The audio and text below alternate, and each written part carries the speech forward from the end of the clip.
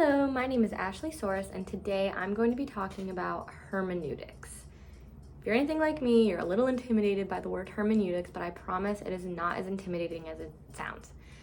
Hermeneutics is a word that comes from the Greek word for interpretation. So it's basically just a fancy word for how we interpret the Bible. Hermeneutics comes up a lot when people are talking about different translations of the Bible. Oftentimes people ask which translation is the best, or they want a literal word-for-word translation of the Bible. The reason that's not possible is because words can have different meanings depending on how they're using it. So it's not the actual literal word-for-word definition translation that would be the most consistent with the actual purpose of the original language of the Bible, but you need to understand the context of how things are written. And so the context is what determines the meaning, not just the word. And so hermeneutics is basically the rules that people follow when they're translating the Bible so that people are getting the actual message behind what the author was writing instead of just the literal word-for-word translation.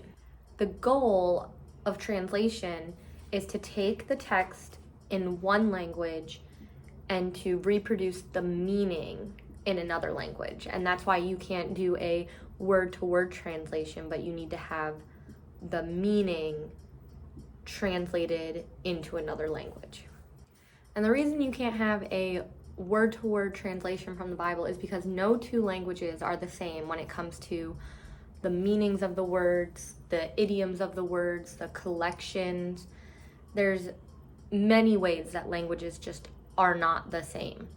Even within a language, generationally, saying one thing to one generation means something completely different to another generation.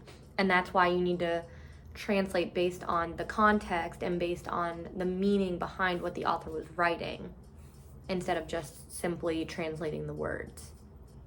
And so another scary word that comes up when you're talking about hermeneutics is the word exegesis. And basically, if hermeneutics is how to interpret the Bible and the rules for how to translate the passages, exegesis is the application of those processes. Both are important because you need to understand how to apply what you learn in the Bible to your life.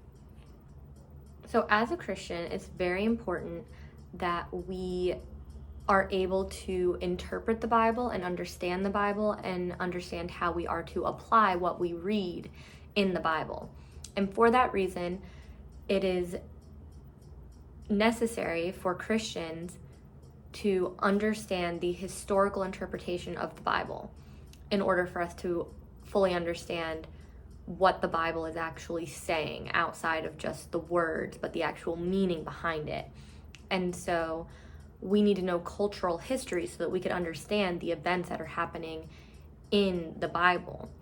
And we can find a lot of information from resources outside of biblical text, and we can use those to better understand the time and the mannerisms and some of the different things that are in biblical text that we don't get a deeper understanding unless we go outside of the Bible. And if you're anything like me, my first initial reaction is that it's very complicated and it's already hard enough to understand the Bible, and now I need to understand things outside of the Bible. But it's not meant to be complicated because the Bible is God's word revealed to us, not concealed. And so we are meant to understand what's going on in the Bible. God gave us the Bible for us to understand. He's not trying to make it complicated.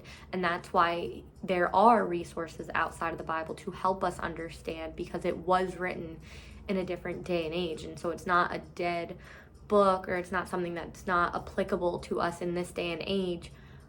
But we do have to do the work to properly translate the meaning so that we fully understand what the Bible is telling to us in a way that we can understand in words that we use to communicate. So as we read our Bible, there are some tips that we can use to help properly understand what the author was trying to say.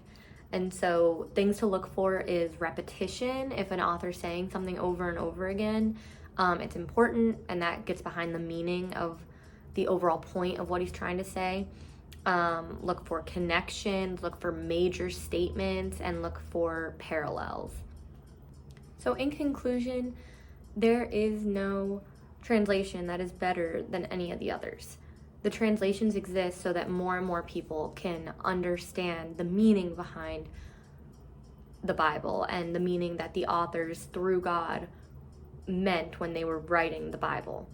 And so it's important to remember that the Bible is not God's word because it's popular. The Bible is popular because it is God's word. So that's all for today. Have a nice day.